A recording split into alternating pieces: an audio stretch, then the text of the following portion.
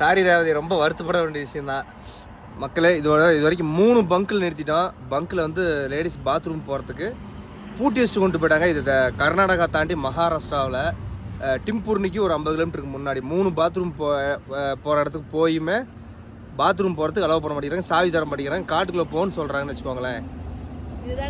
இதுதான் லேடிஸ் டிரைவரோட நிலைமைன்னு வச்சுக்கோங்களேன். நான் எல்லா பங்கையும் குறை சொல்லல மகாராஷ்டிராக்குள்ளே. இப்போ நாங்கள் இது வரைக்கும் பங்க்கில் அலௌடு கிடையாதுன்னு வச்சுக்கலாம். அவசரத்துக்கு போகிறதுக்கு இப்போ ரேவதி போனதுக்கு இப்போ அலௌடே கிடையாது. இப்போ வந்து இப்போ ஒரு ஹோட்டலில் வந்து இப்போ டீ குடிக்க வந்துட்டு இங்கே தான் போகிறோம். காலையிலேருந்து 4 பங்கில் நிறுத்தியுமே ஒரு ஜென்ஸ் பாத்ரூம் போகிறாரு, பூட்டி எடுத்துகிட்டு போயிடுறாரு.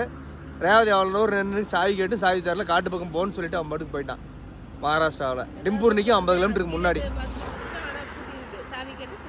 சாவி தர மாட்டேங்கிறான், காட்டு பக்கம் போகணும்னு சொல்கிறான்னு வச்சுக்கோங்களேன். ஒரு ஜென்ஸ் வந்து லேடிஸ் அப்படி சொல்கிறாரு. இதுதான் லேடிஸ் டிரைவரோட நிலைமைன்னு வச்சுக்கோங்களேன். இது வந்து நாங்கள் வீடியோக்காக பண்ணல, உண்மை நிலைமை தான் சொல்கிறோம். எப்படி நினச்சிட்டாலும் சரி. நன்றி.